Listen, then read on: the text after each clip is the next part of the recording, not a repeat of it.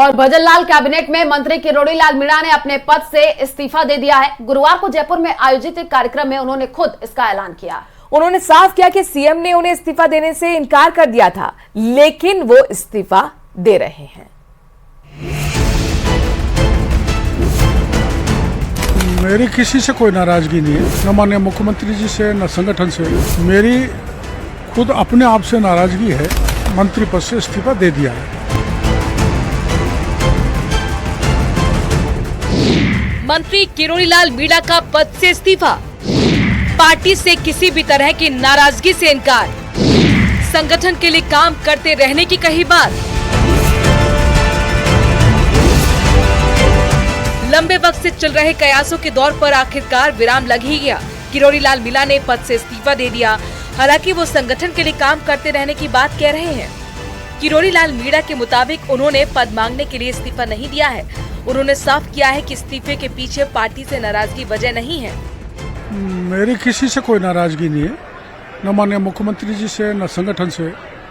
मेरी खुद अपने आप से नाराजगी है कि जो देश के प्रधानमंत्री हमारे संगठन चाहते थे, विशेषकर पूर्वी राजस्थान की सीटों को जिताने का, उसमें से हम 3 महत्वपूर्ण चुनाव को हार गए, जिनकी मुझे जिम्मेदारी दी थी। तो आपको ध्यान है, मैंने उस समय घोषणा की थी कि अगर हम सीट हार गए तो मैं मंत्री पद से इस्तीफा दे दूंगा। इसलिए मैंने मंत्री पद से इस्तीफा दे दिया है। जयपुर में एक कार्यक्रम के दौरान किरोड़ीलाल मीणा ने इस्तीफे का ऐलान किया। हालांकि ऐसी जानकारी मिल रही है कि वो पहले ही इस्तीफा दे चुके थे और यही वजह है कि वो पिछले दिनों हुई सरकार की अहम बैठकों में शामिल नहीं हुए।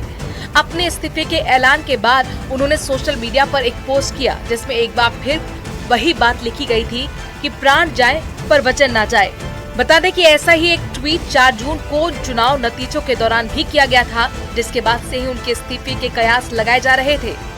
मैंने इस्तीफा दे दिया तो मेरा नैतिक रूप से मैं वहाँ जा नहीं सकता। और मुख्यमंत्री जी को भी मैं मिला था। मुख्यमंत्री जी ने बड़े आदरपूर्वक मेरे को कहा था, नहीं आपका इस्तीफा स्वीकार नहीं करेंगे। पर मैंने मुख्यमंत्री जी को यही कहा था कि चूंकि मैं जनता के बीच में कह चुका हूँ, घोषणा कर चुका हूँ कि हम ये सीट नहीं जीते तो मैं इस्तीफा दे दूंगा। और इसलिए मेरे को देना पड़ा। तो स्वाभाविक है मैं न सरकारी बंगला, न सरकारी गाड़ी, न दफ्तर में बैठ सकता।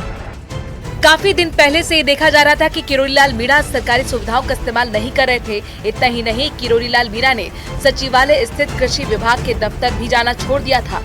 बीजेपी के प्रदेश मुख्यालय में हुई समीक्षा बैठकों में मीणा शामिल नहीं हुए। यहाँ तक कि बीजेपी विधायक दल की बैठक और बजट की तैयारी के लिए हुई मंत्रिमंडल और कैबिनेट की बैठकों से भी दूरी बना ली थी। देश के प्रधानमंत्री जी ने मुक्का मार के उनको कह दिया, जिम्मेदारी दे दी, तो वो तंज कस रहे थे कि मुझे जिम्मेदारी दी है, ये सीटें नहीं आएंगी तो मैं जिम्मेदारी लूंगा और मैं इस्तीफा दूंगा।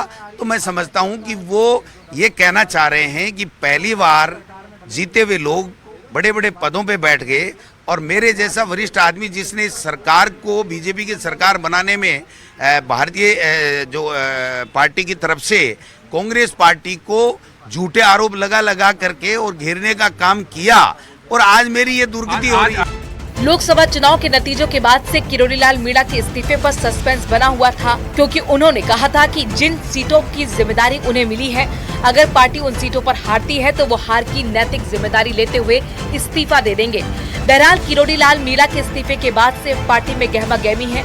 अब देखना होगा कि इस कदम के बाद किरोड़ीलाल मीणा की अगली रणनीति क्या होगी।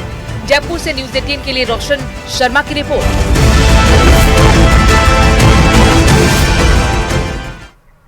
और 12